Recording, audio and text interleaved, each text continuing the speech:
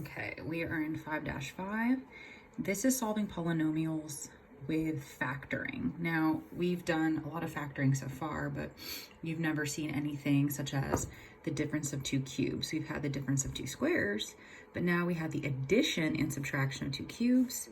We have three terms with a plus in the back, but hey, wait, it's not x squared anymore, it's x to the fourth. And we have another x to the fourth, or t to the fourth. So we're gonna go over these three problems in your homework. Hopefully it'll give you guys some clarity. So I kind of already filled it out for you, but in this first part, you have the difference of two cubes. Well, the cube root of 8 is 2. The cube root of c cubed is just c. The cube root of 27 is 3. And the cube root of d cubed is 3d. This is in your notes, so you can actually see the pattern in the filled out notes that I have scanned to your classwork. So when you have the difference of two cubes, you first take the cube root of each piece and make a quantity and put both of them here. I'm not going to put any symbol yet because this is the same pattern for subtraction as it is for addition. So even if it was addition, cube root, cube root.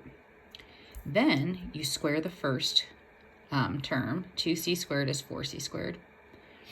And then 3d squared is 9d squared. So you put the square of this here, the square of this at the end, and then multiply them together. What is 2c times 3d? 6cd. It'll be the same pattern if it was plus. Now, since it's minus, you go with a pattern minus, plus, plus. If it was plus, it'd be plus, minus, plus. There'll always be two pluses and a minus. You won't have to really worry about it because, well, your test is pretty much open note. So if I were to go back and distribute, distribute, distribute, distribute, distribute, distribute, and combine like terms, I would get this. Somebody figured it out. They saw the pattern and textbook companies just started making it. So it's not really derived from anywhere. I just think people saw a pattern and created it as a formula. All right. Once again, we have a trinomial. Normally we have x squared. It's no different.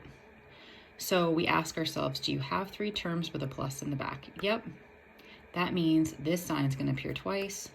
What are factors of 5, 5, and 1? Do 5 and 1 add up to give you 6? Yes. When we had x squared, it was x and x, but now we have x to the fourth, so it's x squared, x squared. So we set each piece equal to 0. That's the zero product property. Then we solve x squared equals -5, x squared equals -1.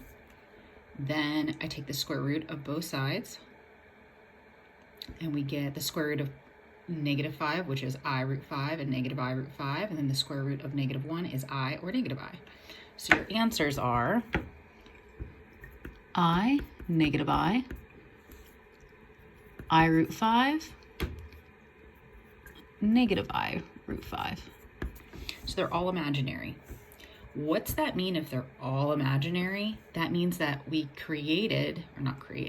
we solved and got imaginary solutions or complex solutions. So that means if I were to graph this in my graphing calculator, and I encourage you to do that, it's not going to cross the x-axis. It's going to hover above the x-axis.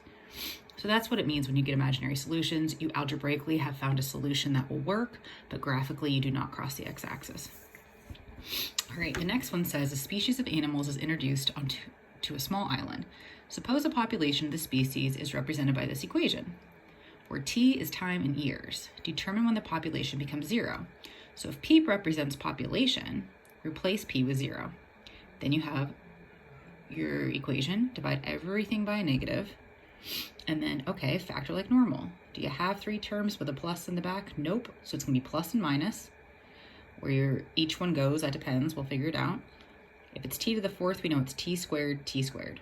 So you have to figure out what's going to add up to -9, that's 400. That's a lot of guessing and checking there.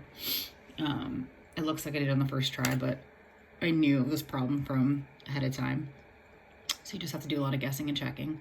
So what I would do is, like, say you divided by 5 and you got an answer, start taking those factors and moving them to either side.